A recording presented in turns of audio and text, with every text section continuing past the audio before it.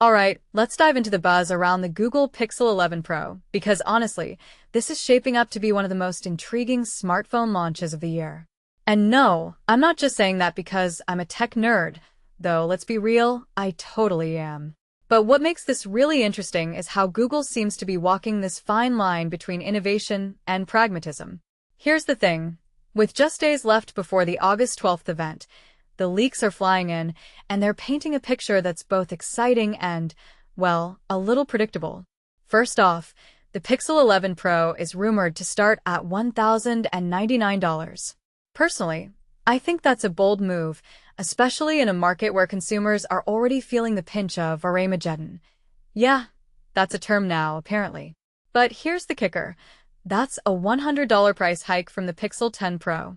In my opinion, Google's betting big on the idea that people will pay premium prices for what they're offering.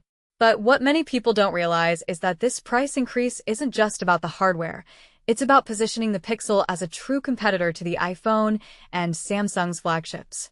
If you take a step back and think about it, Google's been playing catch-up in the premium smartphone space for years, and this feels like their most aggressive play yet.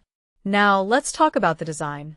Google's teaser video didn't exactly blow the lid off anything, but one thing that immediately stands out is the new Pixel Glow, or highlight, as it's apparently called. This little colored light on the camera bar is more than just a gimmick. From my perspective, it's Google's way of adding a touch of personality to a phone that, let's be honest, has always been a bit utilitarian.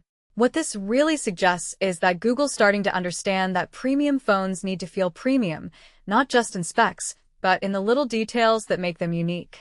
Speaking of specs, the rumored 6.3-inch OLED display with a 120Hz refresh rate and 3,600 nits of brightness sounds impressive on paper. But here's where it gets interesting. The RAM options.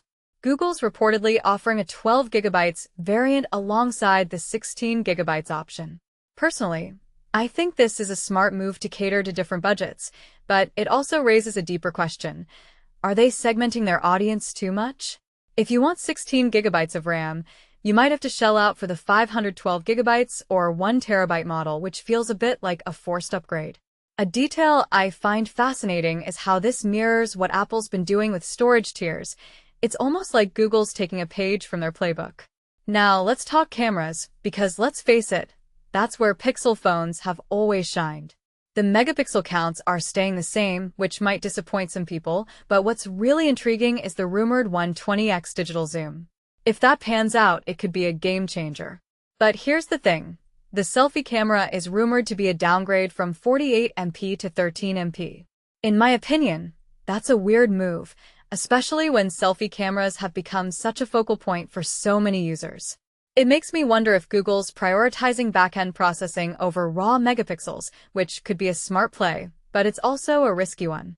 Finally, let's zoom out for a second. The Pixel 11 Pro feels like Google's most ambitious attempt yet to carve out a space in the premium smartphone market. But what makes this launch so fascinating is how it reflects broader trends in the industry. With prices climbing across the board and features becoming increasingly incremental, companies like Google are being forced to rethink what makes a phone premium. Personally, I think the Pixel 11 Pro could be a turning point for Google. Either it solidifies their position as a serious contender, or it highlights the challenges of competing in a market dominated by Apple and Samsung. So, here's my closing thought.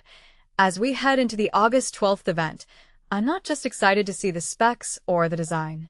I'm curious to see how Google tells the story of the Pixel 11 Pro. Because in the end, that's what's going to determine whether this phone is just another flagship or something truly special. What do you guys think? Let me know in the comments below. Are you hyped for the Pixel 11 Pro, or is it just another overpriced smartphone? Let's chat.